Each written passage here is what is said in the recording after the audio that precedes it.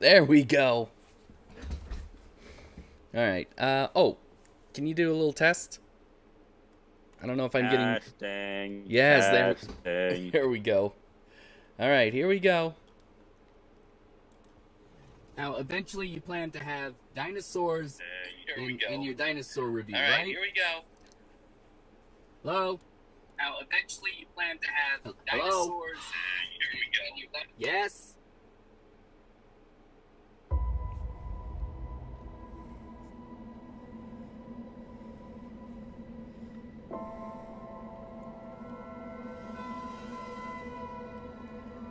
It's been years since the first sightings of the animals off the island. The islands were supposed to be a safe haven for them.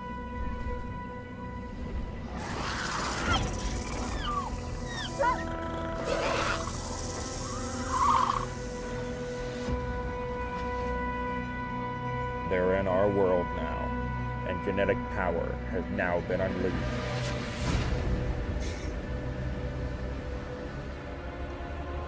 So I've assembled a team.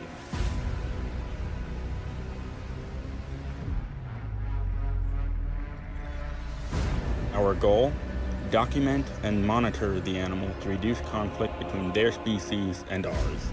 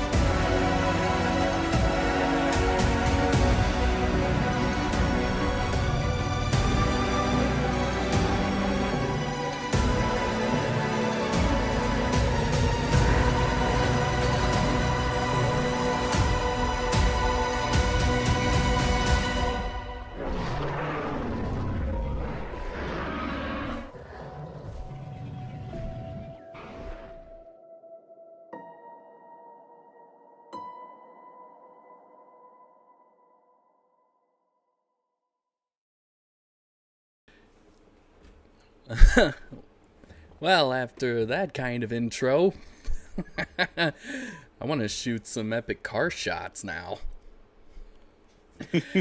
All right, welcome everyone. Welcome, everyone. Yes, to the first ever Nerdvana podcast live stream event. I am John Murphy, and with me, as always, is my co-host Ian Benoit. Great to be live. Great for to be the live. First time ever. Yes, yeah. Now this actually feels a little bit more like a podcast. This is going to be real. It's going to be raw. It's going to be unedited, and I know I'm going to mess up at one point. John, how many times have we messed up? Well, a lot. We don't get paid to do this. No, we don't, but it's fun. It is. So Yes, John. Based on that intro, what movie are we doing? The Fifth Element. Yeah. That's a weird poster for Fifth Element, but Yes. okay. Yeah. All right. Yeah. So enough joking aside. Yes, it is Jurassic World Dominion, the third movie in the Jurassic World trilogy, the sixth in the entire Jurassic Park franchise, and is it the last we'll hear of Jurassic Park? Might be the last we'll hear of the OG cast. Probably. I think it's the last we're gonna hear of the franchise for a while. It's not gonna go extinct, but it's gonna go dormant. For a while, yes. All right, and already we have our fan in the chat, Zaid Nail or Zaid Nail. I don't know if I'm pronouncing either of those names correct. I have a feeling you're butchering them. Well, I knew a Saeed once, but so I'm just using experience that loves your poster, Ian, and I have to agree, it is a pretty good poster. Yeah, it was only like $2, so why not? Walmart. Yep. So yes, we're talking about Jurassic World Dominion. This was 4 years after Fallen Kingdom, which do keep an eye out for a video where it's going to be a rewatch for me as well as a drinking game. For John. For me, mostly. And I'm just going to enjoy the show. Yep. I'm going to enjoy the riffs I'll make when my inhibitions are lowered. Oh, gosh. But so that will be for the future. Yes. So what Dominion does is that it picks up. Thank you so much, Zaid, and really, thank you for the love. This movie picks up about 4 years after the events of Fallen Kingdom. Dinosaurs are now roaming the world. Claire and Owen, which I'm actually surprised I still remember their names, are still looking after. Oh God, I can't even remember. What's the little girl's name? Maisie Lockwood. Maisie, right? They're still looking after Maisie, but they're kind of more in hiding, while they're doing their own ways of trying to keep the dinosaurs safe. With Owen, it's kind of more like being a cowboy slash How to Train Your Dragon wannabe trainer. You knew that was coming. Yes, and okay. How many times did we reference Jurassic Park in the first 2 seasons of How to Train Your Dragon? A lot, yes. I mean, Speed Stingers. Speed Stingers. The episode that introduced the smoke breaths. Yes, and it's just, I can understand for, referencing Jurassic Park. I mean, come on. Spielberg helped start DreamWorks, so you have to, honestly. Mm-hmm.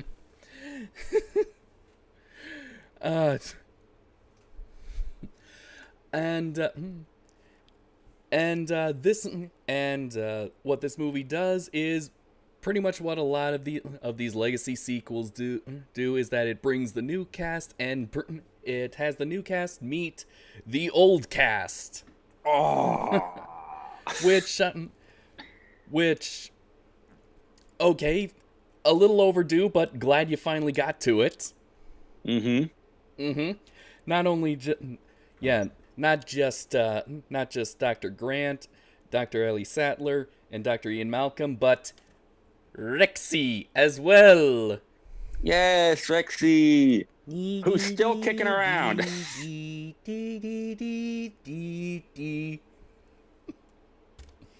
I'm sorry, that was in my head all day. Only all day? Oh, it's been in my head since I saw the movie. Okay. And while I was editing that. Yeah, all right. So you mean Roberta? Zaid says Roberta. Oh, Roberta is was the name of the animatronic while they were making the first film. oh my God! I'm a film nerd. I should have known that. Well, I have the Making of Jurassic Park book. It's over there on my shelf. Oh man, I should. Yeah, yes, she's still alive. Yes, that's so good. The animatronic and the dinosaur itself, which that was a really good climax in that one. So what's the premise of Dominion? Well, surprisingly, since we now live in a world where humans and dinosaurs coexist, it's not really that's not really the focus for the movie. No, and I think that works to the film's benefit. I know not everyone is a fan. I'm aware not everyone is a fan of that idea, but I think in the long run it works to the film's benefit, because we've seen what happens when dinosaurs and humans commingle and you try to control the animal. We've seen that time and time again since The Lost World. I think I don't know. For me, Lost World, Jurassic Park in general was of how humans try to use technology to try to, again, like, overcome or try to manipulate nature. And I didn't really get much of this in Dominion, even from the of course the greedy corporation that decides to make locust dinosaur hybrids.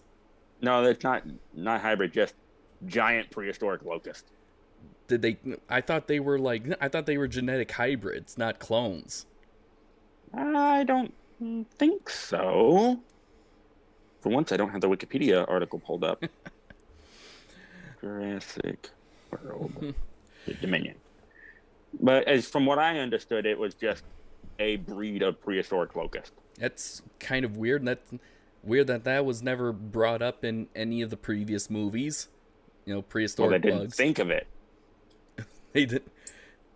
They didn't think to do that. That wasn't the focus of the story.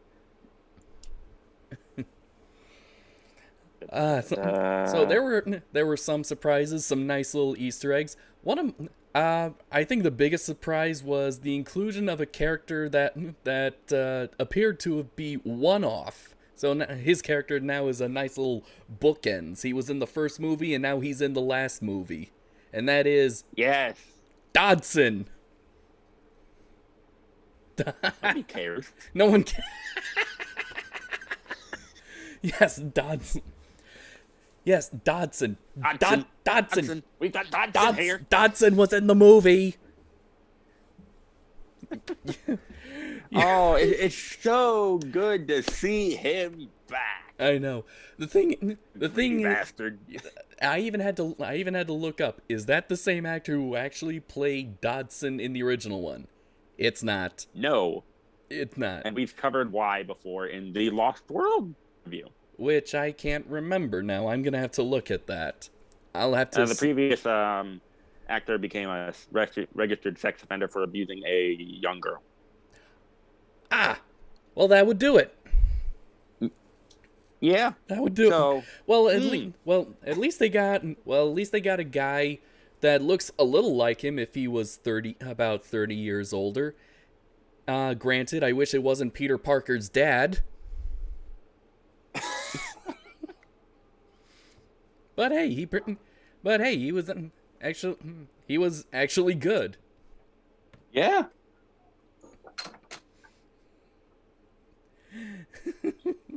And yeah, I really like how they did his character, because in the books, he is shown to be a very rash, almost vicious character in Jurassic Park and The Lost World. He's in both of those.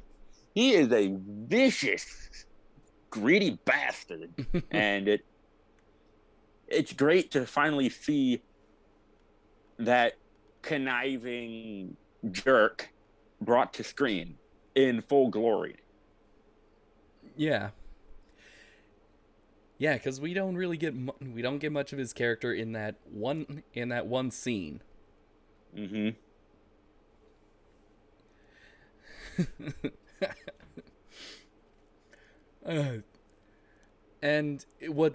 What's funny is that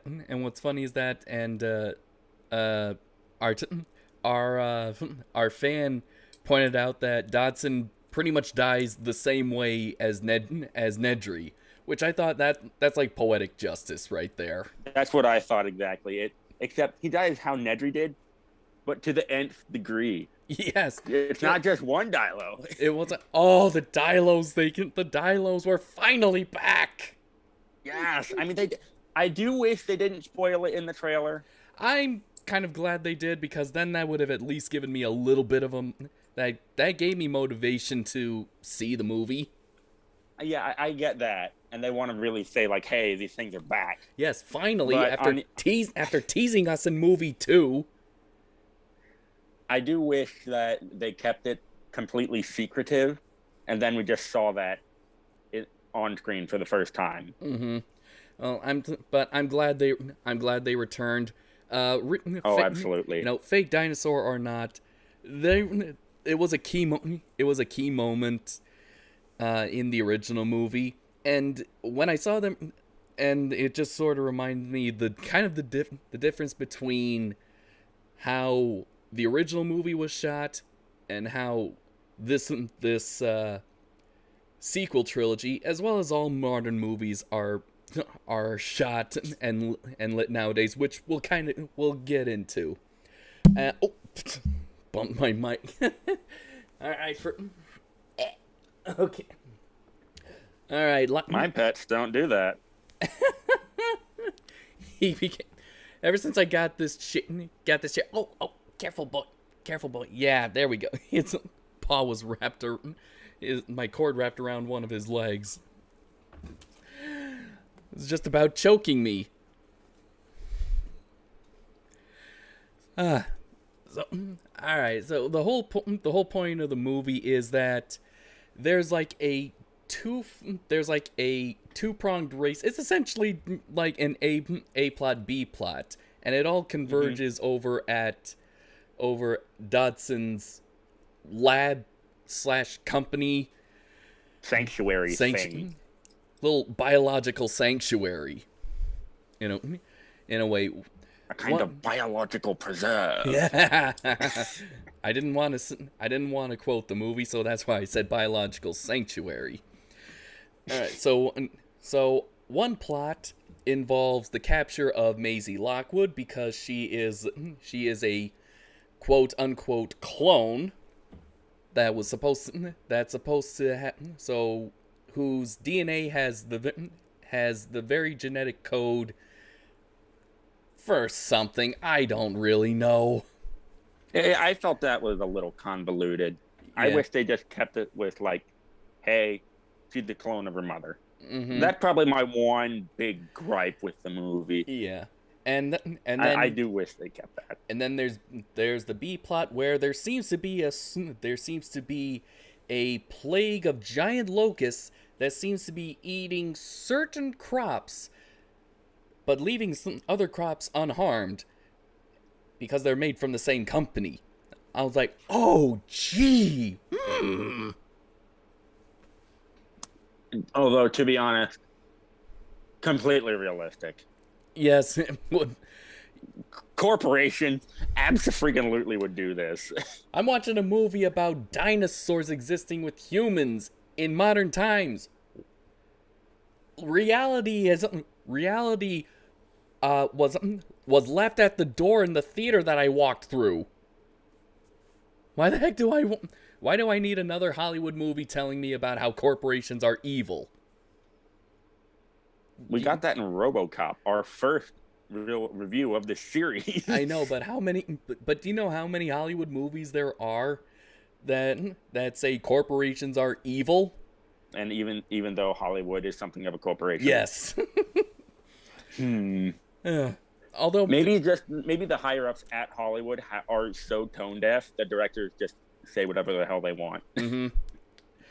But okay, but yeah, and there's gonna be a lot of jokes. There's gonna be a lot of jokes about this movie, but quite frankly, I'm mocking it out of enjoyment rather than, unlike Fallen Kingdom, which I mocked out of disappointment. This is what I think. Now, I'm sure everybody has seen it. I don't know if you've seen it, John. The prologue that was released in November. I haven't seen that yet. Oh, you definitely should check that out. It is the original beginning for this movie. They just cut it for time, but they still released it as a short film on the Jurassic World YouTube channel for everyone to enjoy for free. I think that was how everyone thought this movie was going to be. You know, people going out, capturing the dinosaurs, and moving them somewhere else. I think that's what a lot of people built it up in their minds as to be, because obviously dinosaurs are everywhere. Some people are going to want to try to track them down. Other people might just want to try to coexist. And I think a lot of people thought that we would just be, dino wrangling again. However, I wish there was a little bit. I wish there was a little bit more of a focus on the interaction between humans and dinosaurs, because we kind of had a little glimpse of that in the beginning of Fallen Kingdom. With Claire, new character, I thought of this for the drinking game. You'll get the rules anyway, but like how Claire seems to be like a completely different character compared to what she was in the first movie, and I was like, and that was like 3 years. That was 3 years later. I was like, but you know what? They made John go from capitalist to naturalist in 4 years in the original trilogy. So what the heck? Par for the course. And honestly, people change. Yeah. Dramatic experiences, people change. Not a big deal, from my perspective. But Dominion really took an interesting twist with the whole dinosaurs and things. And, well, they actually did several things. One, they gave us different types of raptors. Yes, actually. Yes, I like how they didn't explain how they were able to find pure dinosaur DNA, but they just said that they found it, and so now we got raptors with feathers. Yes, that one. What was the raptor that swam after Owen and the pilot? That was called a pyroraptor. A fire bird of prey. Essentially, fire thief. Pyroraptor Olympius, which translates to fire thief of Olympus. You mean like Prometheus? Yes, exactly. That was referenced in the movie? No, that's just actually what it's called. No, they referenced Prometheus. They referenced the myth of Prometheus. No, that's what the actual animal No, I mean named. that's funny. That's kind of hilarious. Yes. The raptor that goes after the two heroes on in the frozen dam is essentially its name, its species is a reference to the Greek story of Prometheus. Yes. Who stole fire from Mount Olympus and gave it to humans. Yes. That's hilarious. And poetic. Mm-hmm. And there's also down below, there's a new raptor squad on the block. Oh, right. Okay, finally, they take the idea of trained raptors and kick it up a notch, and actually make it more more believable, than it was okay, kind of actually add some more context than it was in Jurassic World. Yeah, and they also take stuff from, the Indoraptor and push that forward as well. Oh They god. combined all of these ideas. I am glad there was no more dino combo hybrid Frankensteining in this movie. Seriously, because I swear, if they were going to do that in this movie, I would have walked out.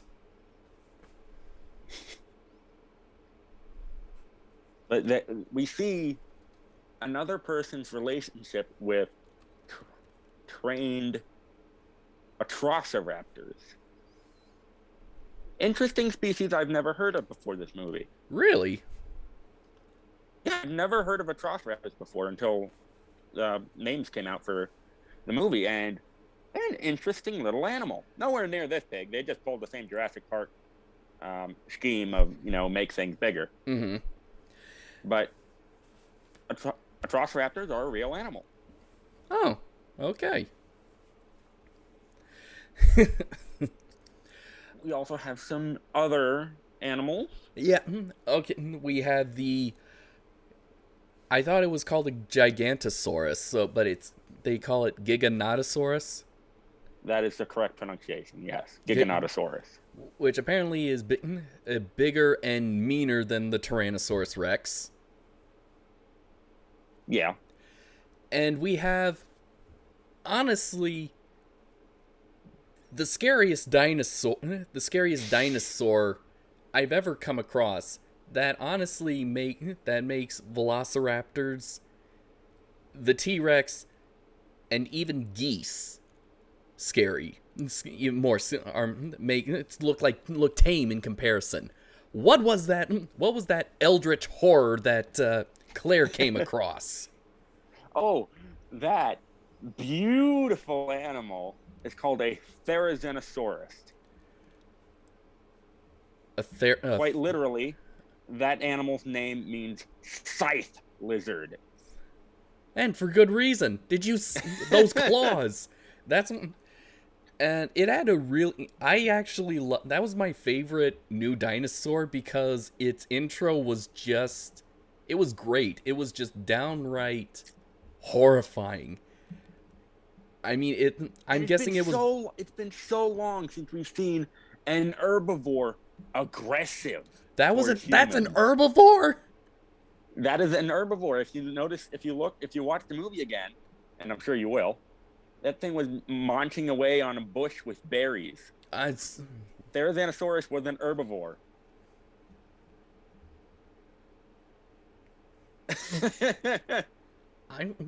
Oh my god, did not expect that. I guess I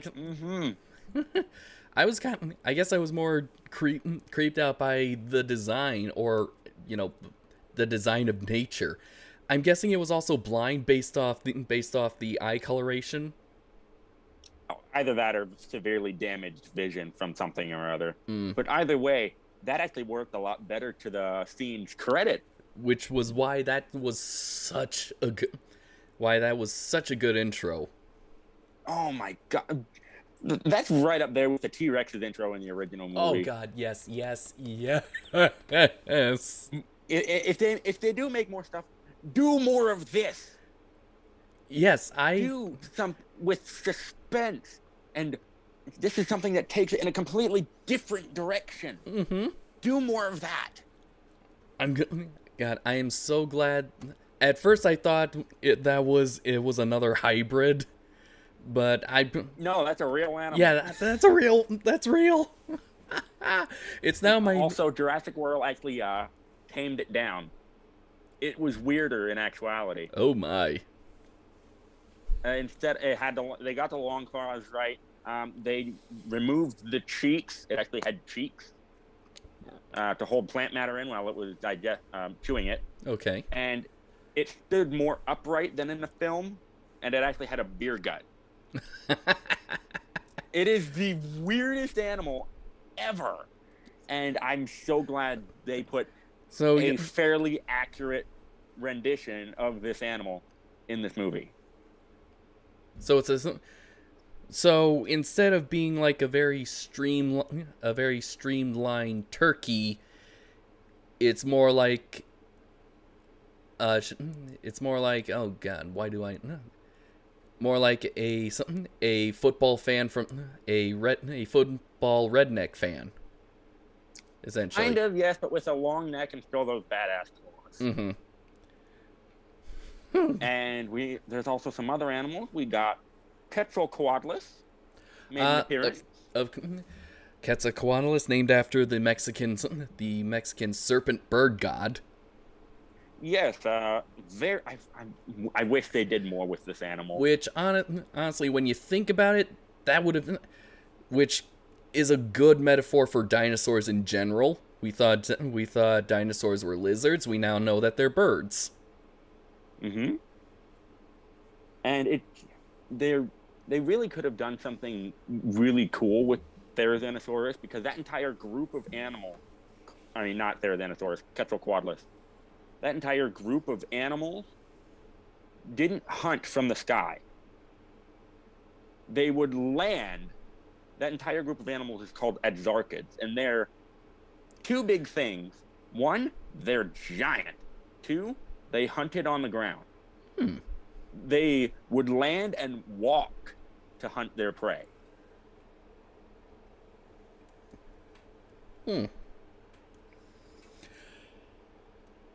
The Quetzal...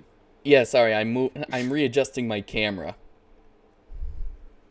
So the Quetzalcoatl, was that the pteranodon-like dinosaur that attacks the plane? Yeah. Okay, I thought I briefly heard them describe that. Yeah, I wish they did more with that animal, because just seeing that walk through a foggy forest would have been terrifying. Oh, I'll bet. All right, so we kind of covered a lot of the new dinosaurs. We covered a lot. Yeah, we covered a lot of new dinosaurs, and we covered what the plots of this. I mean, honestly, which part of the movie, for me, which part of the movie did you kind of like more on? For me, I liked the plot that involved the OG cast, because that felt a little more interesting to me. I'm sorry. It really did, because it was different. Mm-hmm. It was really different. What Claire and Owen were trying to do, they were just trying to get Beta, Blue's baby, and Maisie back. Not exactly that big of a deal. I mean, the OG cast had a very interesting story, and I preferred that. Mm-hmm. But the other story with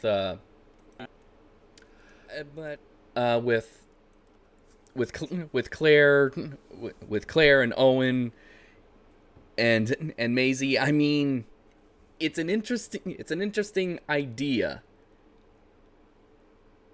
But I don't think they executed it pretty well. No, I think it was more of a reason to have the whole cast meet up. Which is... That's kind of a not so good sign, really. Yeah. I mean, I get it. You gotta move the plot forward, but, you know, they could have done something better. I know. Yeah, I mean, honestly, I kind of think the whole idea of making Maisie like the central focus of, like, we need to capture the girl. She's the key to unlocking. Why do you need her? Because of, okay, yeah, I get it. Henry Wu apparently needs something in her blood. By the way, Henry, good on you for bringing the pandemic look to the big screen. Yeah, Henry. Yeah, too relatable. I know. Dressed in a cardigan, he looks like he hasn't slept in days. His hair is long, and he's in a very extra long cardigan. Yeah. Very relatable. Especially a when different take for Henry Wu. I know, especially when, you know, filming started in early 2020, and then got shut down in March due to the pandemic. I wonder if for his scenes they literally just pulled him out of whatever hotel room he was staying in and said, "All right, quarantine's over temporarily. Get out." No makeup or nothing, just pure. And nothing against BD Wong. He is a good actor. He's a great actor. He's a great actor. But but I think the writers didn't know what to go with the third movie because they now downplayed his character. Remember that he seems to have been like the mastermind from the last two movies? Yes. Yeah, kind of with, constantly trying to quote unquote perfect nature and push his science forward. Yeah, and now all of a sudden, what is it? Oh my God, what kind of monster am I? Okay, yeah, I get it. People change, but dude, you've kind of been behind. You've been behind behind everything. Yeah, the Indominus and the Indoraptor. Not to mention, he was one of the scientists at the original park too. Yes, you've been a part of this for 30. You've been a part of this for 30 years. Actually, more because all the setup for the original park. Oh yeah, especially. Oh yeah, we get some nice little. I gotta hand it to the people involved. I guess the designers, cinematographers for actually. I think they might have actually filmed Maisie's mother with those actual old video cameras. Mm-hmm. Which, okay. It's nice to see. It's kind of cool to see the park in its infancy before the disaster. I honestly, I would kind of like to see that. Yeah, I want to see what happened before everything hit the fan. Yes, I want to see what sparked John Hammond to pursue genetic cloning, and why dinosaurs, because we get a little we briefly get that in the scene in the very first movie. Yeah, and there's a lot in the book that really goes into that, but nothing too in the film universe. Mm-hmm. But anyway, all right. The plot, half the plot. Okay, the majority of the plot is just so convoluted. It doesn't really make sense. It's just kind of a way for all these characters to kind of get together, and to bring the original cast. And when they finally do meet, I mean, it's pretty much the same as every other Jurassic Park movie, but now it feels nostalgic and feels more right, in my opinion. To me. Yes. It felt good after so long to see the legacy characters finally interact with the newer characters, and honestly, that's a good way to end the series as far as film universe goes. Mm-hmm. Yeah. Are there things they could have done better? Sure. Yes, they could. Having Malcolm literally slide into Ellie's DMs honestly feels like a Malcolm thing to do. It did. They did shoehorn a little bit. They did shoehorn a little bit of a fix. A lot of fans were upset in the third movie, that us included, that Ellie and Grant didn't get together. Yeah. Which, I mean, I figured that was essentially fan service. Yeah, but, no, but they actually put in that Ellie and her husband are no longer, well, he's no longer her husband. Yeah, they got divorced, and I felt that entire thing was fan service, but I felt it was also right. Yeah, it was fan service, and it is right, but it is kind of like a little hand wave. Let's forget that ever happened. No, you still made your mistake. We will never forget. We just reviewed it. I know. But yeah, they finally get together after a life and death situation. Well, for the second time. For the second time. And, it's great to see at least Ellie and Alan love dinosaurs again. They still love dinosaurs. Yeah, they still love dinosaurs really even after all JP3.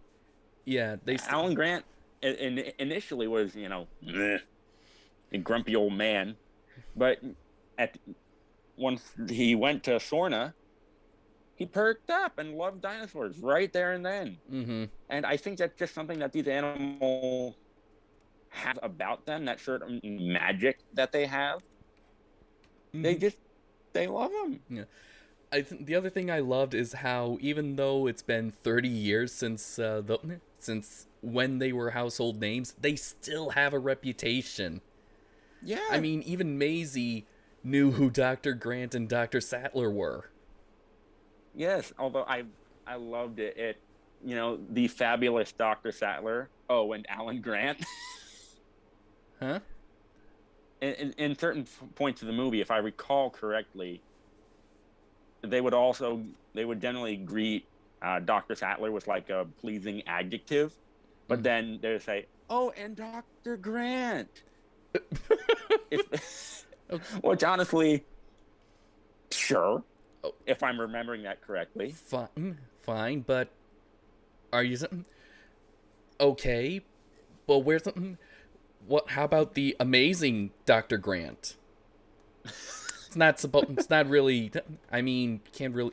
I mean, if you want, you can call him fabulous Dr. Grant.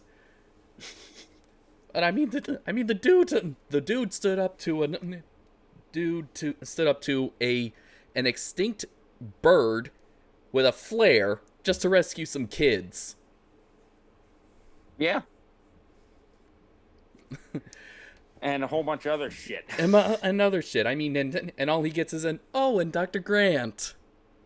I'm sorry, who alerted you about the animals on Sorna that weren't supposed to be there? Probably Dr. Grant. So, but yeah, no, Dominion did a lot of things right. It did some right things. I liked how Ellie's intro, she's wearing the exact same thing that she wore in the first movie. Oh my god! A salmon-colored top, light blue tank top. It's like, yep, that's how we know her. Mm-hmm. And Dr. Grant, well, he's in the dirt. He's in the dirt where he likes to be. He has his hat. I kind of okay. And Dr. Ian Malcolm is in black, talking about chaos and the folly of man as usual. Mm-hmm. Yeah, no, they got these characters perfect. They are who we expect them to be, even after so long. But honestly, Dominion was good. Dominion was good. I liked it. Zaid asked, "Where's Billy?" Probably still nursing his peck wounds from Jurassic Park 3. Well, those be some nice scars, but I don't know. Oh, I don't know. Maybe he finally got his doctorate. Here comes Matt. Oh.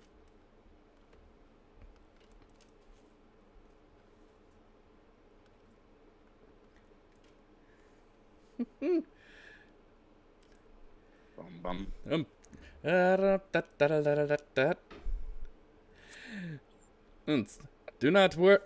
Do not worry, folks, or sir. The problem is not with your screen. Hello, Matt. Nice of you to join us. How you doing? I just gotta do some rearranging. Okay. Oh, just so you know, Matt, we are live. Mm-hmm. Ooh. Yes, we are. Very.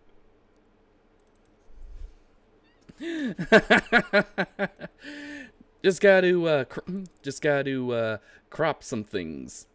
Okay. But we've been talking about Dominion, Matt. Excellent. Well, I have the perfect drink for this discussion. There we go. What was it? That's my Dr. Pepper Dark Berry. 7. The effort I went to collect all 7 cans was nothing short of a miracle. I went to so many different stores to try to find everything. The elusive Dark Berry Zero be the real trick. I believe the effort you went through. I would have done the same thing. Yes, but I succeeded. I have all 7 unopened. Oh, so. Nice. Excellent. That's gonna make you a mint. He's never going to open them. That'll make you a mint. I drank more Dr. Pepper this past month than any normal person should. I couldn't give the stuff away. I had way too much of it. But so, since you're here, what did you think of Dominion? I thought it was good. I thought it was a suitable ending to, if you want to call it the trilogy, the sixagy, whatever you want to call it.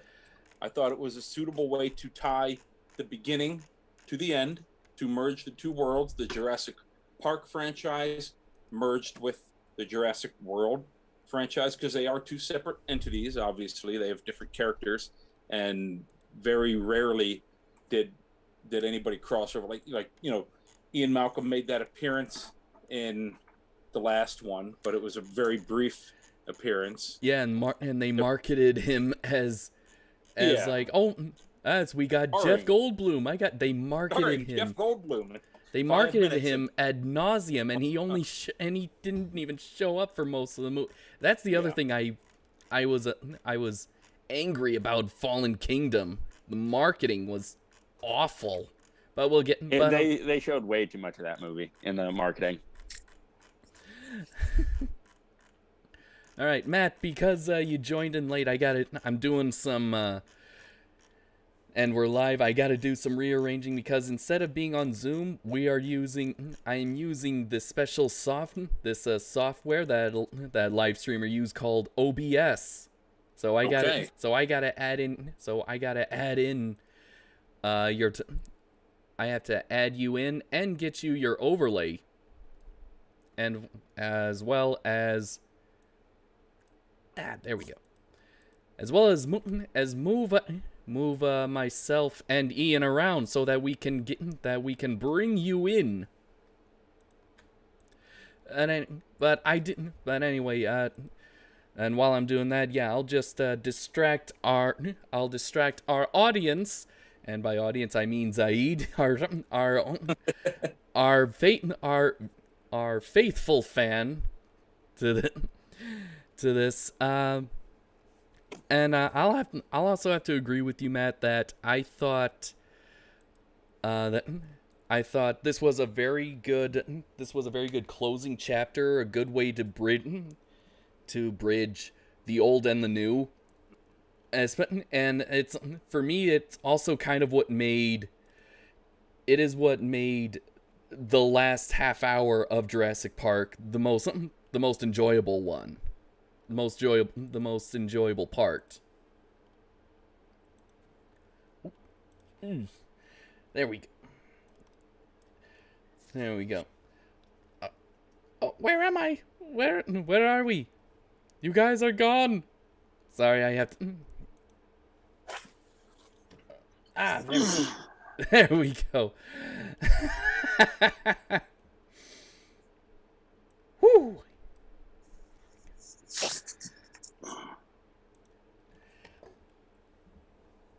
I loved the interaction between. I loved the interaction. Like after they survived the first wave of the Giganotosaurus. But let's see, especially with Owen and Grant. When Grant goes, Owen, I've heard of you. You train raptors, right? Yeah, you could tell he was a little bit impressed. Mm-hmm. Yeah. I mean, it's kind of hard not to be. I mean, especially going off of Jurassic Park 3 when they had those theories about raptors. Yeah. And all the experience he had with raptors. I mean, who wouldn't be impressed by that?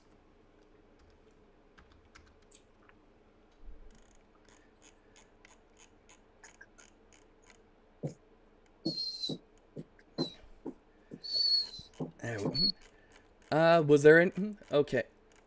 What else did we like? I mean, how about that they brought back Dodson? That I didn't expect. That was a surprise. Yeah. So I thought it was nice. He was completely different from the first one. Now, whether or not that came with just the development of himself as a person, or if they just wanted to try to make him some sort of weird version of Steve Jobs and they wrote him that way, I don't know. But it's almost like not even the same character that was in the first one. I like that you compared him to Steve Jobs. I thought that too. I mean, it's kind of hard not to. He was Jobs was a very influential person when it came in regards to corporate America. Yeah. So that was my immediate thought. I'm like, well, is he playing Steve Jobs? Is that what this is? Because he's acting like. I think so. Yes. Yes. I'm sure that they kind of nodded to Steve Jobs when they wrote his mannerisms and the way he was supposed to act. Yes. In the movie. Yeah, an extravagant. What's the word? I guess passionate, and also controversial spokesperson. Yeah. What was your my favorite? Let's see. We talked about dinosaurs that showed up. My favorite one was I forget the name. The scythe dinosaur, Therizinosaurus. Yeah. Yeah, he was awesome. Oh God, yes. I'd already mentioned to Ian that I thought that was probably my favorite part of the entire movie, when he was stalking Claire and she went under the water and you got to see his face right above it. Oh God, yeah, that was a good one. That was chilling. I loved it. Great scene. And that's just a real badass dinosaur. Anyway, really cool. Mm-hmm. Yeah, oh yeah. Imagine my surprise when I hear Ian say that it was an herbivore. Yeah, I wouldn't have thought so. But you saw its mouth up close and I don't remember seeing any sharp teeth. So it was more like a beak, like a beak dinosaur. Mm-hmm. And as I was telling John, great suspense in that scene as well. Yeah. Right up there with the T-Rex reveal in the first film. Yes. Okay, so Zaid has mentioned this 3 times. We have our loyal fan who's been chatting with us during the live stream. He's mentioned this 3 times. What about Dreadnoughtus? Dreadnoughtus. Yes. What's the Dreadnoughtus? Dreadnoughtus was a large sauropod from South America. What was sauropod? So the long neck dinosaur? The one in like the logging mill or whatever it was. Is that what the Apatosaurus? I was okay. gonna. So now the only reason I know anything about the Dreadnoughtus is from playing Jurassic World Live, the game, because they featured all these dinosaurs that are in the movie in the last update in the game. So I was aware of it, and then I didn't know where it was in the movie. Was it in the movie? It was. The Sanctuary had them. Okay. What part of in which part? I think it was geez, it's been a while since I've seen the movie. I only saw it once. But basically, anytime you see a long-necked sauropod in the actual sanctuary, more often than not, it would probably be Dreadnoughtus. Okay. Okay, so... And of course, that animal has the badass name that means fears nothing. Well, when you're...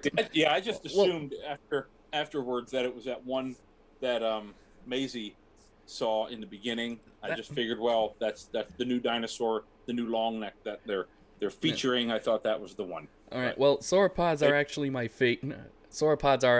favorite type of dinosaur because of The Land Before Time. The main character was essentially a sauropod. Mm-hmm.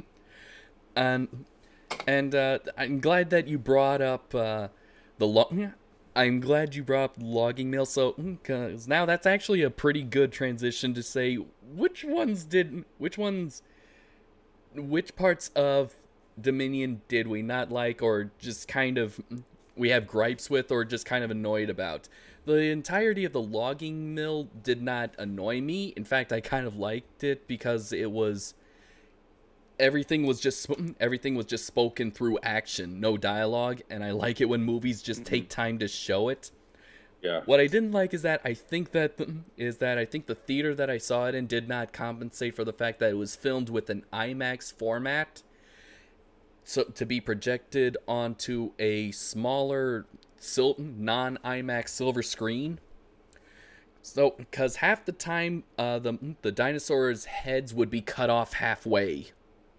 And so the Apatosaurus, when you're seeing it, you're supposed to like be in awe at the size of this creature, and that it's also kind of disrupting our blue collar work, and half of its head is cut off. I mean, well, John, you know what that means? You have to go see it again. Yep, in IMAX on a better screen. Yeah, IMAX screen. I don't have an IMAX screen in my hometown. I'm lucky enough to even get 3D.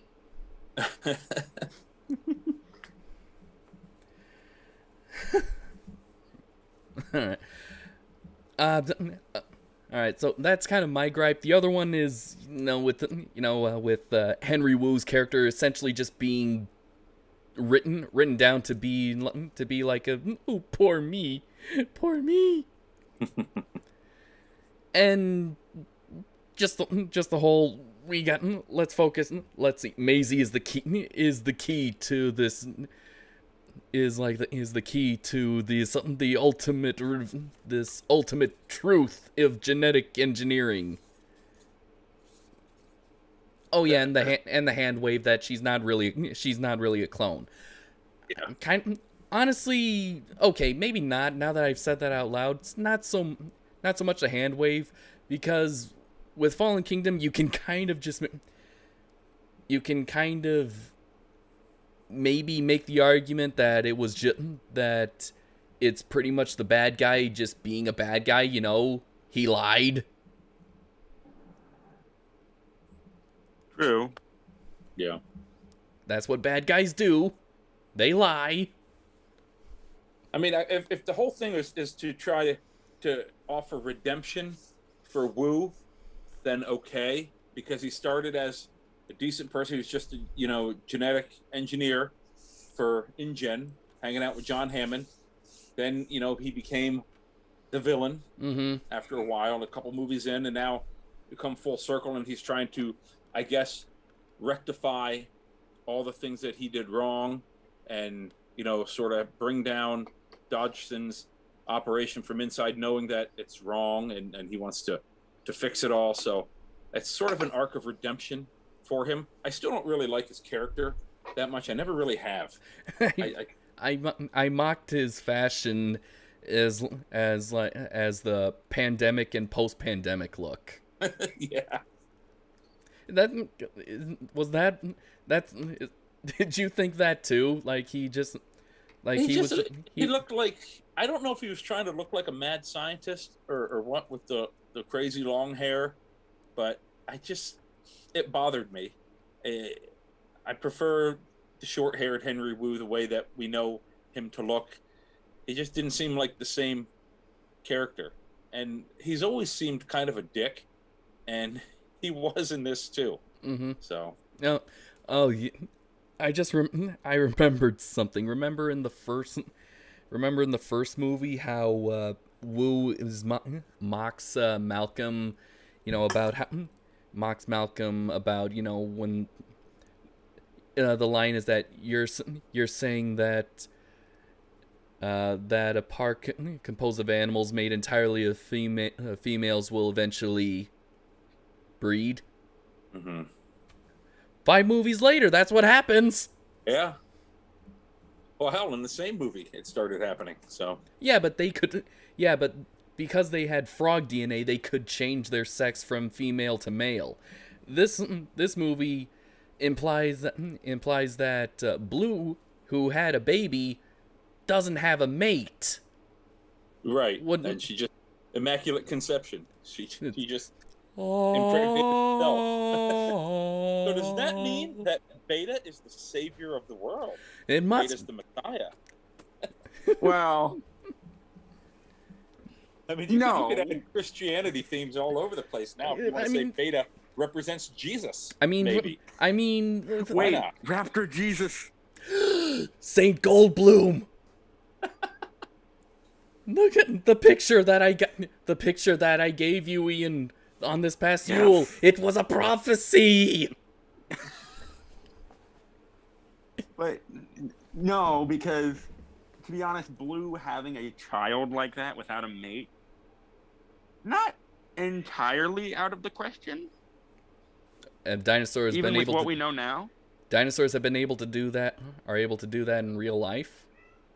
Well, not dinosaurs per se, but I think a few crocodilians have been noted of doing it. There's several lizards that can do it. Blue is a little bit. I mean, a raptor is a little bit more advanced than a flippin' gecko. And again, these are creatures that have chromosomes as well as the reproductive organs of males and females.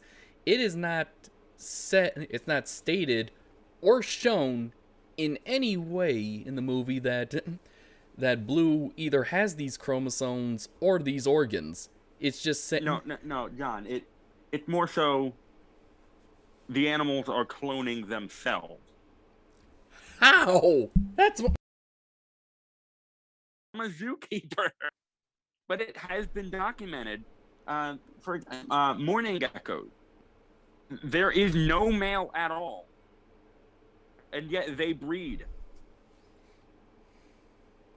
So how? I mean, is one growing male appendages somewhere, somehow? No, it's just females. There's only females. And they just breed. So it's like spontaneous generation of spontaneous gestation. Yeah, yes. It really. It's been documented. That's yes, why mourning geckos are everywhere and they're cheap. This is too science fiction even for Jurassic Park. It's heavy. It's very Except heavy. it's not science fiction. Science fact. It is. I kind of wish they would just at least state or show it instead of just this happens. Well, why? And again, blue is also I don't know. I think not...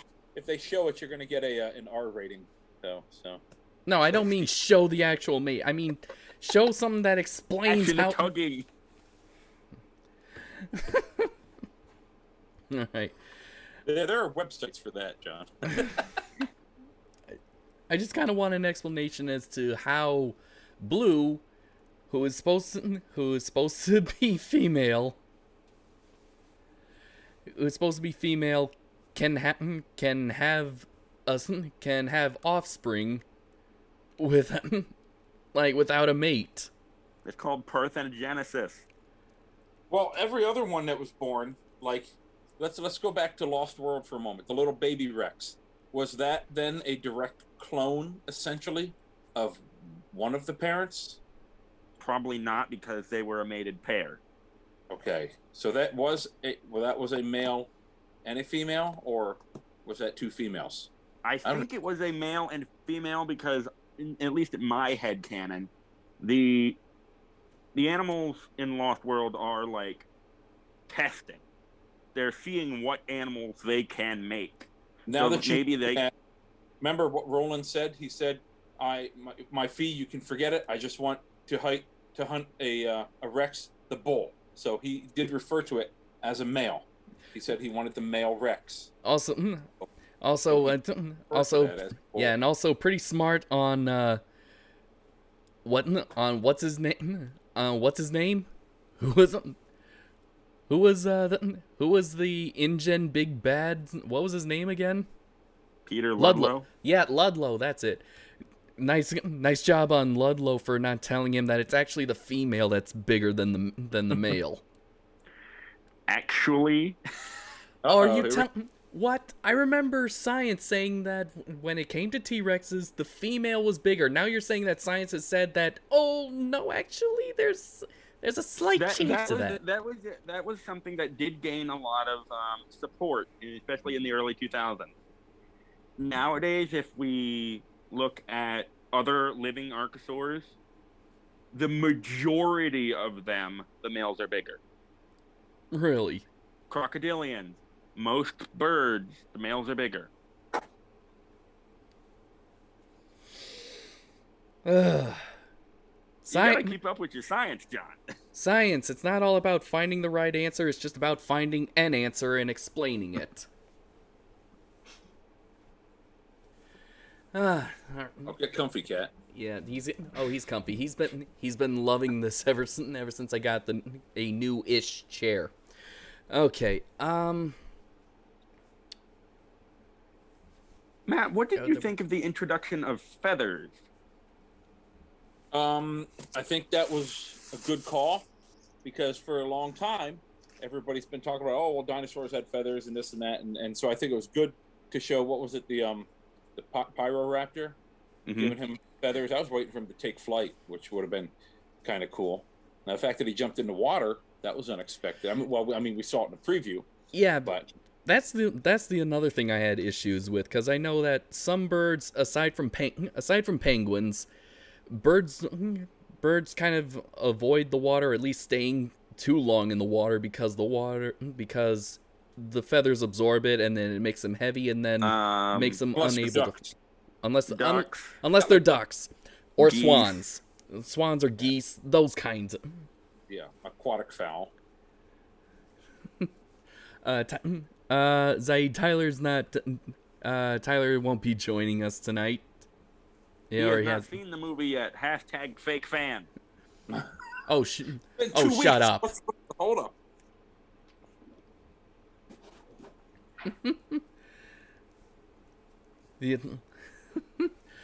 And okay, yeah. Aside from but I do know that some birds, they can actually go so fast that they will dive underwater and then shoot right back out after they grab something. Some seabirds do that. Seabirds like skua, seagulls. Yeah. So I mean, a Pyroraptor swimming, to be honest, that's not entirely out of the realm of possibility.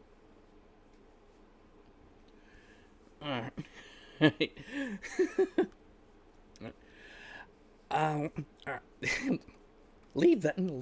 That is not a chew toy. Cats. All right. All right. So how? All right. I think, okay, I feel like we're kind of running out of steam, even though Matt just briefly Matt just joined us. But what did you guys think about the sequences in Malta? Well, I did like the chase sequence.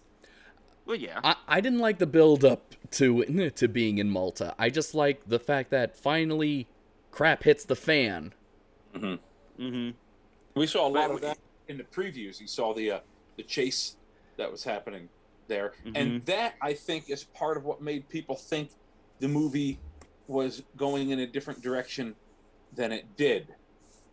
It made people think, oh, it's going to show people dealing with dinosaurs out in the real world in their daily lives. You know, sort of like Battle at Big Rock showed us, and then it didn't go that direction. And I think that's what a lot of people had problems with. They wanted that.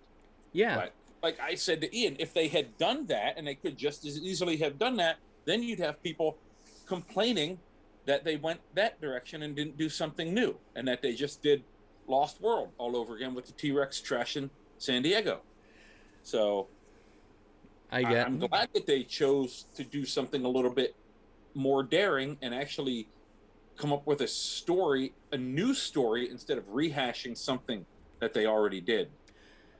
Well, I can't argue with that because I did complain earlier that I kind of wish that the story was more about humans and dinosaurs coexisting. And they may go that direction. And we get a little bit, and we briefly see that there's some nice little coexistence with the ending shots. I mean, we see like a pteranodon like pterosaurs. I believe that's the group they'd be called. Flying with birds. We see mosasaur swimming with humpback whales. And I forget the dinosaur that is we see parasaurs galloping with horses. We saw Triceratops herding with elephants. They teased that direction at the end of the last one when they showed the animals out like perched on top of the Eiffel Tower in Vegas, the lion roaring at the T-Rex. They teased that was the direction that they were going to go, and they may yet. Just because this is the end of the Jurassic World saga does not mean that they're not going to make more Jurassic movies. And the studio knows that it's going to make money if they do, so there will be another one. I would stake my life on that there will be another Jurassic something movie that comes out. We'll get like a limited series, since that's what on a exclusive streaming platform like Disney and Paramount are doing. I don't know Probably what would be on Netflix, because Netflix already has Camp Cretaceous. So it sounds to me like Netflix already owns the rights to doing expanded universe stuff. Perhaps. Okay. So and I guess if they do like limited series to kind of like expand the lore, I would definitely like. We did. Ian and I said that we would kind of like to see like a series about the infancy of the original Jurassic Park, since we saw like home movies of Maisie's mother. Right. I had problems with her because when you saw the one, it's like, well, there's Maisie, and as she got a little bit older, still looked like Maisie. Then it's her as an adult, didn't look anything like her. And suddenly that mole on her face disappeared, and I was like, this bothers me.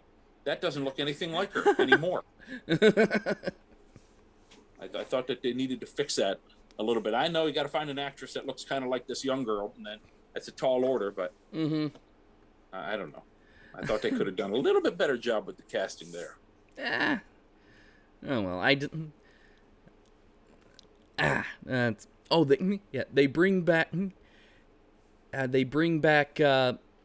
What was Owen's? Number 2 guy. From Barry. Barry, yes. I kept thinking Billy. It was definitely a B. It was a B-Y name that. Yeah, yes, Barry. It was nice. It was nice to see him again. Honestly, the first Jurassic World and Dominion, that feels like that's what Jurassic World kind of should have been. Kind of a little bit of a fan service, but also kind of telling its own story. And Fallen Kingdom didn't feel like that. Fallen Kingdom didn't feel like that to me. Which is weird because that film came out the year of the 25th anniversary of the first film. I know. Yeah, it should have been better. I mean, the Indoraptor scenes in the mansion were cool. Very cool. But the story as a whole was just, they just put Lost World on the copy machine. It was the Lost World mixed with every sci-fi B movie, mad science thing. Mm-hmm. And that's just my personal opinion. If you like Fallen Kingdom, that's great. More power to you. Yeah, of the Jurassic World series, it's definitely the weakest. Mm-hmm. So, where I put this one, Dominion, probably the strongest. Yeah, I would. I felt like I did feel like Dominion did redeem the Jurassic World franchise, and not just in fan service, but also kind of in entertainment, as well as just lots of dinosaurs, lots and lots of dinosaur sequences. Because you compare this Jurassic World movie to the first Jurassic Park. It is kind of, Jurassic Park is kind of all about raising your hopes up and then dashing them to bits. So there's not a lot of dino attacks, but enough. Mm-hmm. There was suspense. Yeah. There was good suspense. Yes, very good suspense. Dodged in the tunnel with the Dilophosaurus. Claire up against the tree with the Dilophosaurus. The Therizinosaurus above the water. The Dimetrodons in the cave. I thought that was Dimetrodon. Forgot to mention those. That was really neat. Dimetrodons. They were great to see. Oh, I thought those were the Spinosaurs, the actual Spinosaurs. No, those were Dimetrodons, and it was great to see those. Yes, that was the first. I don't think that they've been in the movies before. No, they haven't. They've been in the toy line since the first movie. Yeah, I think I had one of those, but the first dinosaur toy I ever got when I was probably like 8 years old was probably a Dimetrodon. And not only that, I believe that Dominion has also kind of helped redeem the failure of Jurassic Park 3 by kind of giving a story. A lot of us have I'm sure a lot of fans have complained about, the fight between the T-Rex and the Spinosaurus, and I'm shocked that it took us this long to get here, but the climax fight between Rexy, the Giganotosaurus, and then the Therizinosaurus. Or there's what is it? You're good. You're right. You're good. Okay. And honestly, I was kind of thinking like it was kind of like a WWE wrestling. You get the Therizin is the one that is like the savior that comes in at the last minute. And what's amazing is that the Giga and the Tyranno, they duke it out very early on, and then it's over pretty quickly. I was like, oh, this means that there's gonna be another one.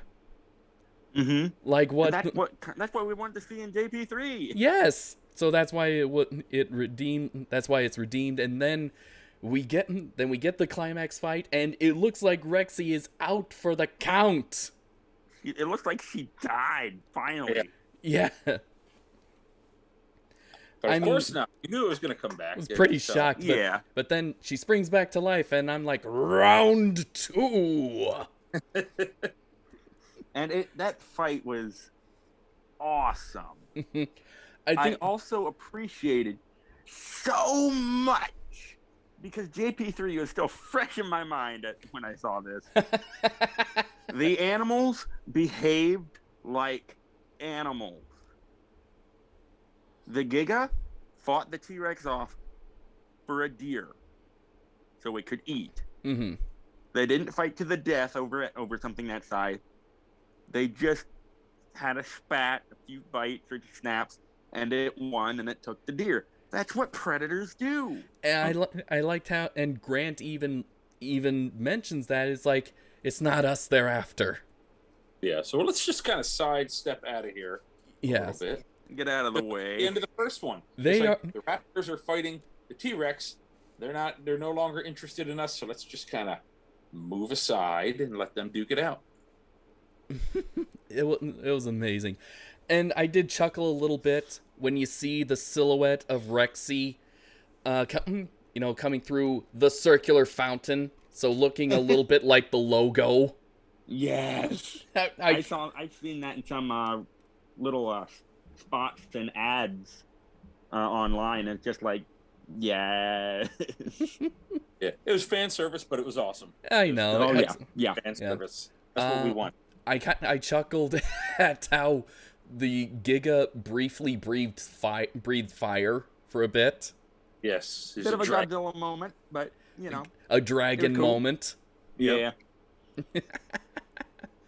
And honestly, the one thing that shocked me the most is that the major characters survived. Yeah, you said in our previous review you wanted to take bets on who dies. Yeah. Okay, so I'm happy that I lost that bet, because I was gonna be so sure that the male characters were gonna die, because that's the trend nowadays. I thought might be Ian. I thought he might meet his end finally. I thought it would have been. That hurts right here. I thought it would have been Alan.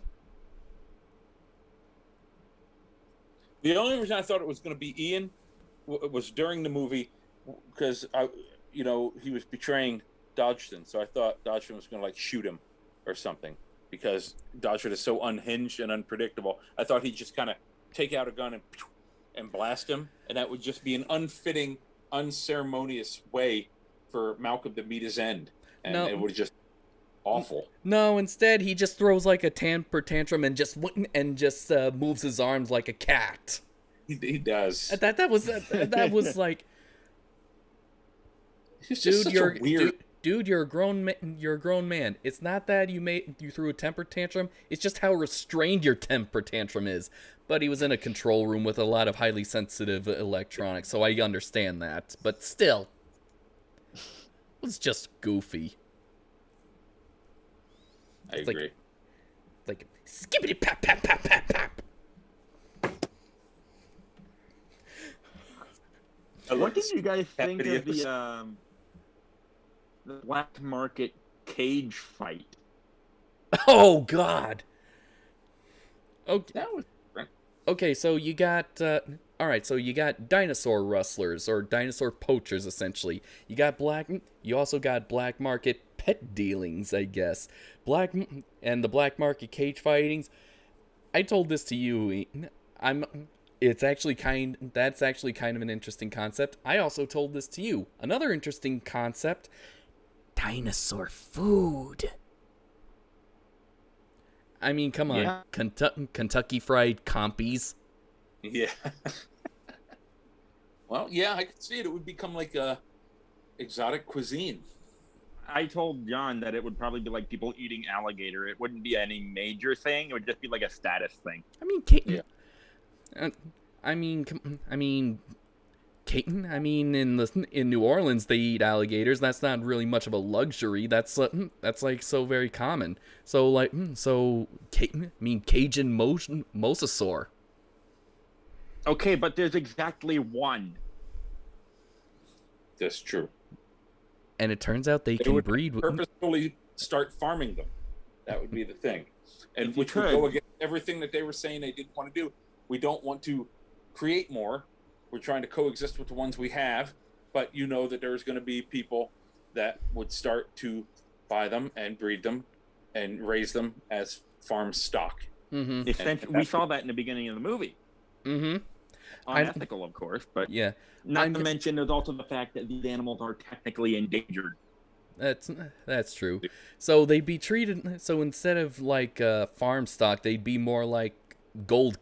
It'd be like gold. They're very rare and therefore very valuable. Yeah, it would be an exotic animal trade. That's essentially what it would be, which is what they were doing in Fallen Kingdom. Starting the exotic animal trade. I mean, yeah, we still see that today in our real world. We still see underhanded dealings of exotic animals. Mm-hmm. So yeah, I did like that. I'm also kind of very appreciative that even though they brought back Zia and Franklin, they're not around for very long. Oh, I wish that she was in it a little bit more. I would have preferred her over Franklin. Well, yeah, but me personally, I see a lot of Zia and Franklin's on social media, And honestly, that's too much for me.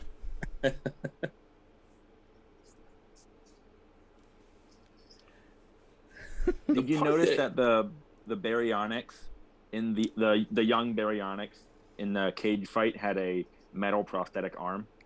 No. I didn't catch that. There's a minifigure coming out, or actually it is out, in the Mystery Eggs that has a prosthetic metal arm. Oh boy, it must be one of those blink and you miss it because of the there was a lot going on in that scene. There was a lot. But that just means you have to watch it again. Yes, I do. Like you had to twist my arm on that one. Your robotic arm. My prosthetic Alec baryonyx arm. But it's very interesting that they were fighting cloned baby dinosaurs. It's like that's just cruel because cockfighting exists in our day and age, and dog fighting. This is the same sort of thing. And people place bets and all that, and it sucks, and I hate that it exists. But it's good to see in a medium like this because it brings attention to that sort of thing, and obviously the fans of Jurassic obviously have great empathy and sympathy towards these animals. And we're not going to want to see that. And obviously everything else in the Malta sequences was really shady and under the table. Yeah.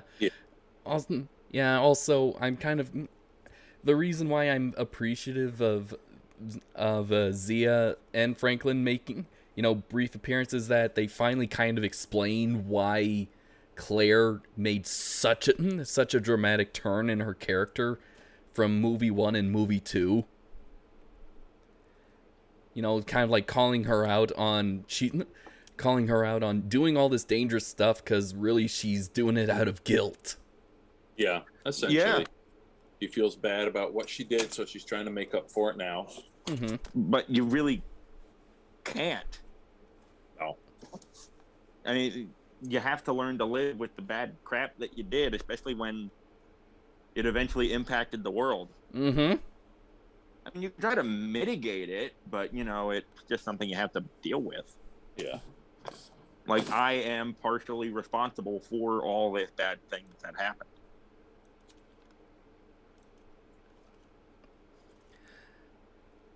Yeah, sad but true. There we go. I thought that sequence in the beginning with them, rescuing those animals, I don't think that really advanced the storyline in any way. It was just an opportunity for Zia to get her 5 minutes in the movie, but it just didn't really mean anything. They could have omitted that and started the story with, Owen and Claire at the cabin with Maisie, started the story there, and it would have been just fine. So they could have cut the beginning part and put in the prologue. Yeah, I guess. It looked like it was just tacked on to do something else. Yeah, they never really touched on it again. Oh, we're rescuing these animals from these illegal farming things. Well, and then they kind of just forgot all about it, and they started focusing on the plague of locusts straight out of the Bible. So, oh god, I would love to see what behind the scenes of what the direction was. Okay, there's a bunch of bugs coming at you, and what you need to do is scream. Is there anything else? No, just scream. Scream and run. They scream. It's funny is that I actually remember. I see these kids. You see them not only scream and run and close the door, lock it down, but then they stop and then they scream again. It's like the director. They grab weapons. They stop screaming. Then they scream again. Like they forgot what they were supposed to do. Line, yell. Okay. Again, that's one of the. Okay, that's another one of my gripes. But I just mock it. Not not to be a jerk, but because okay, I did enjoy this movie. Well, very few movies are perfect. You know, Yes. every movie's going to have some flaws, you know, with the exception of like Empire Strikes Back or Labyrinth or Goonies, things like that. Jurassic Park. Perfect. Yeah, the first Jurassic. Absolutely perfect movies. Every movie's going to have a flaw. Mm-hmm. Like Shawshank Redemption, perfect from start to finish. Not a flaw in that movie. Mm-hmm. But most movies have something wrong, some sort of goofy scene or some forced dialogue, you know, something that seems out of place, and this movie is no exception. There was a couple goofy parts, but on the whole, I thought it was great. You know, good movie. All right. Zaid has said that Colin Trevorrow has actually confirmed that those 2 T-Rexes were in fact a buck and a doe from Isla Sorna. Mm-hmm. Yeah, So at the end of the movie, we see Rexy coming up to buck and doe. Say what? And it gets along, and they hold claws and sing Kumbaya.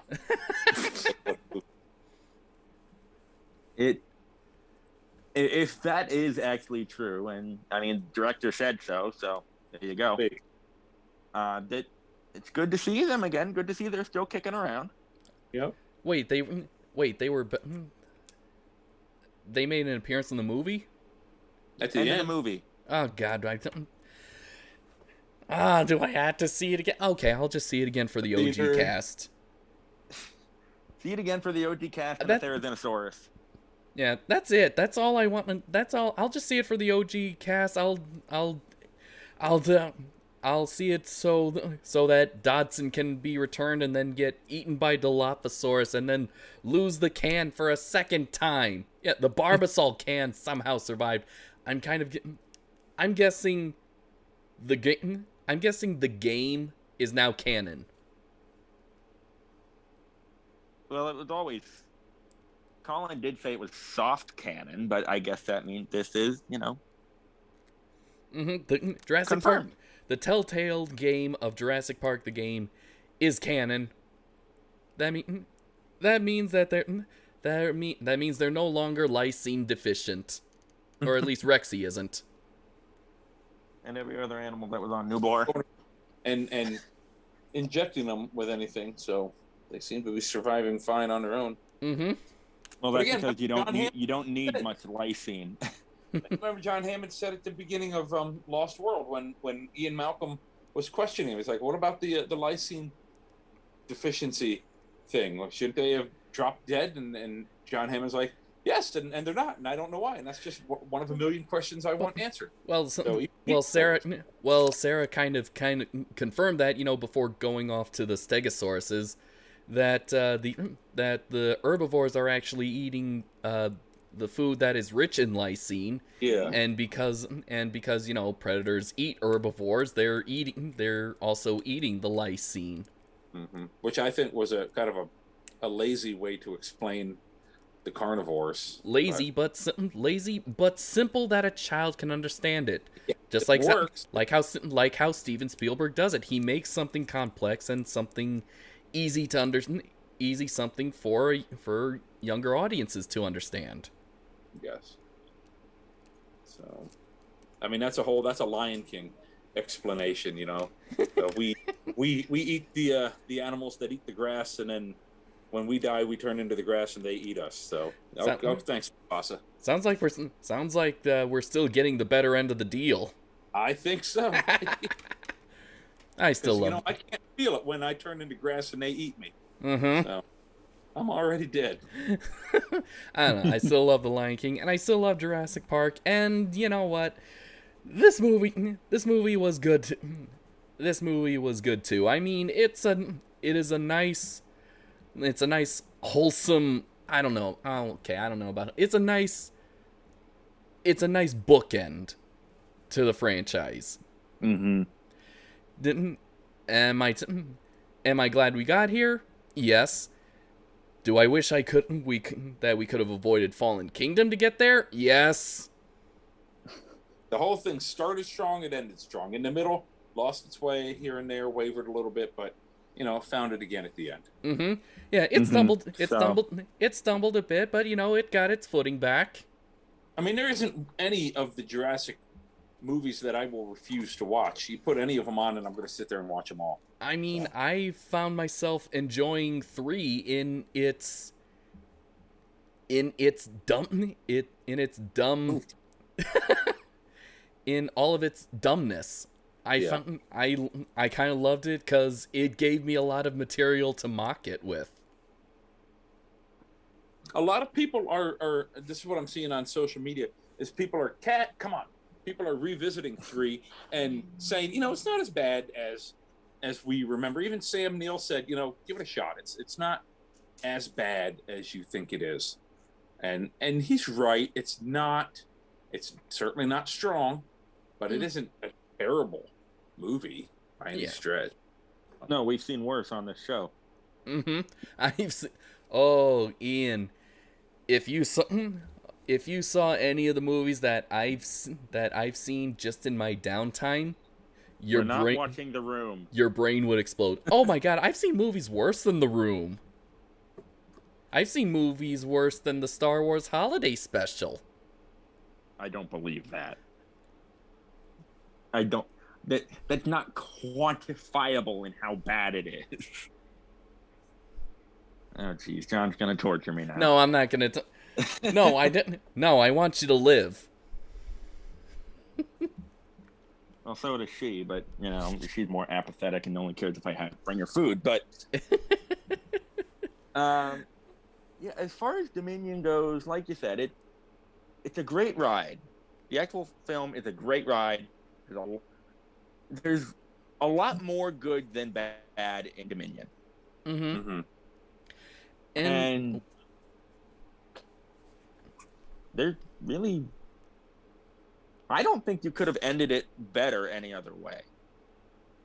No, I think what they did worked. It worked well. They did what they could. They tried a few new things, and this could have gone in any direction, both good and bad, and they just they dared to be different, and it worked, I think. Yeah. Also, don't freaking listen to Rotten Tomatoes. The critics give it like something 30%. Oh, critics don't know. They liked the 2016 Ghostbusters, so that should tell you about. I mean, it's funny. I looked at Fallen Kingdom. I seem to fall in line with the critics when it comes to that one, mostly negative. But then I look at Dominion, and critics are saying that this apparently is even worse than Fallen Kingdom. I was like, no way. Oh, it's not. No. And even though I love Fallen Kingdom, I seem to be in the minority here, in that I love it. And even I can say that, I just got a notification that my coworker is where they filmed Jurassic Park. Cool. Your what? My coworker is on site where they filmed Jurassic Park in Hawaii. Oh, nice. I'm going to tell her to take pictures and send them to me. But even though Fallen Kingdom's not perfect by any means, to say that Dominion is worse than Fallen Kingdom, no, it's so much better. Yeah, I mean, okay, Dominion had a convoluted plot where half of it was actually more interesting than the other half. Fallen Kingdom had not only a convoluted plot, but it was like 2 movies stitched together. I mean, I can agree with that. Yeah, my sister... I've also heard people say that there's hardly any dinosaurs in Dominion. I'm sorry, what movie did you watch? They must have had their eyes closed, because I saw lots of dinosaurs. Did they accidentally walk into the new Top Gun movie instead? Probably. But, yeah, I mean... I don't know, I'll probably mention something... I've got a lot more things to say about Fallen Kingdom when we do my drinking game rewatch. But yes, but Dominion, I gotta say it's solid. Yeah. There's a few things I could have done without, a few things I wish they did. I wish Alan met Blue. I wish Blue appeared more. Yeah, but it's fine. I mean, that's like one nitpick from my couple that I have, but overall, I enjoyed it. Okay, I guess with that goes on to our rating. Sorry, Matt, that you joined us pretty late. That's all right. I got a good solid hour in with y'all. Okay. All right, so I guess Ian, since you, I guess Ian, we'll start with you. What's your rating? Jurassic World Dominion, for me, scores 9 out of 10.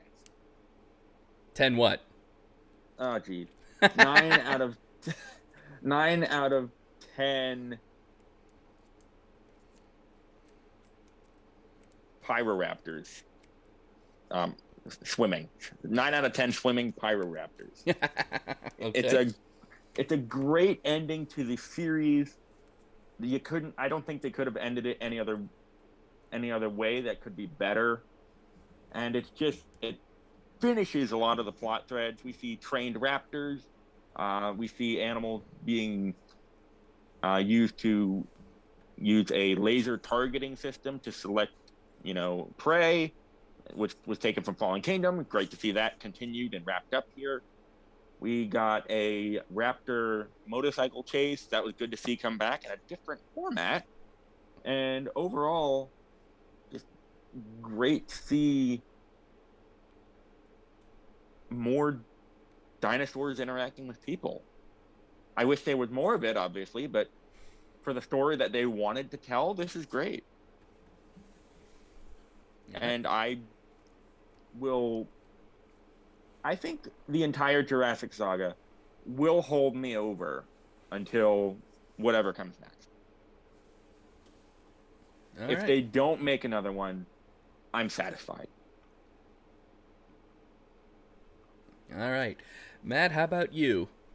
I'm also going to say 9. We're going to say 9 prehistoric locusts out of 10. Are they flaming, though? Yes, they are. Very flaming, but not flaming. I think they might. I think they were fun. I think they might have been part fire retardant, because, good God, they burned for quite a while and they were still going. They did. Yeah. So, but to echo what Ian said, there was some goofy stuff, but there was more good than bad. I thought it was solid. I enjoyed it a lot. I want to go see it again. I haven't had a chance to, because I'm sure that there is stuff that I'm going to pick up on in the second viewing that I missed in the first, like the prosthetic arm. Didn't even see that in the first one, so I'm looking forward to that. And it's always nice to see a movie the second time when you already know what's coming. You can focus more on the other stuff. You're not worried about. Yeah, you're not worried. The jump scares are not going to get you this time, because you know what's coming. So you can kind of look and enjoy the background, because you don't have to pay as much attention to what's going on here. So you can get a little bit of a deeper appreciation for it. So yes, I do want to go out and see it again. I'm looking forward to it. I'm also looking forward to the extra 18 minutes or something. 14. Extra 14 minutes. Yeah, that Trevorrow says is coming for the release, and I'm sure that they're not going to waste a whole lot of time getting that out on DVD or streaming, because they can get quite a bit more money off of that. What really? That's coming from the physical release or a re-release? For the physical release on home media. Ooh, people want a re-release in theaters with the extra 14 minutes. I wonder if do I think it'll happen? Probably not, but I don't think so either, because I think they'll save that for the home media to drive up sales. Yeah. I mean, not that they're going to have a hard time getting sales anyway. Jurassic like us are going to rush right out opening day and buy it. We don't definitely stream stuff like that. We go out and we buy the physical movie because we want a hard copy. So that's what the fans do. I mean, 9 prehistoric locusts out of 10. Could have been better, but that's nitpicking. On the whole, great movie. Okay, well, now for me, Well, if I was judging it as part of the entirety of the Jurassic Park franchise, it would have a lower score compared to even Jurassic Park and Jurassic World. Both were very good first entries of their respective trilogies. But Dominion as just the sequel trilogy as a whole was a very good bookend to the franchise, and it's a redeeming movie for the franchise because again kind of stumbled a bit with Fallen Kingdom. I'd have to agree with Matt. There are some goofy moments, but it is overall entertaining. It was great to see some new dinosaurs. It was great to see the new cast interact with the original cast and see them seeing them be the characters that we still see them as. And the chemistry was great. Plot's a little convoluted. Story doesn't really make sense at times, but you know what? It was a very serviceable movie, so I would have to give it 8 impaled Giganotosauruses out of 10. And with that concludes the first ever live stream of the Nerdvana podcast, which, seeing as how this, I'm going to look back at this, but if this is successful, we just might be doing more of these if we're so inclined. Okay. I don't know. What do you think, Ian? I'd be open to it. Matt? Sure. Count me in. It would also cut down on your editing time. Oh God, no kidding. Also be a nice way to actually chat with the viewers. Yeah. On one hand, I agree. On the other hand, my job says you people. But, that's me. But, yeah, I'd be open to doing more live streams. And, have to get Tyler in on some of these. Oh, yeah. I think he would like that. He's been wanting to do, like, video game streams for a while. Well, we're going to torture you later at some point. Oh, right, yeah, with Alien Isolation. Yeah, that's... But like I said, if we are so inclined, we will do more live streams. But depending on what projects we want to do and, stuff like that. Because there's some stuff you can't do in a live stream. Yeah. But with that, we will conclude this broadcast. And until next time, this is John Murphy, Ian Benoit, Matt Brewster, signing off.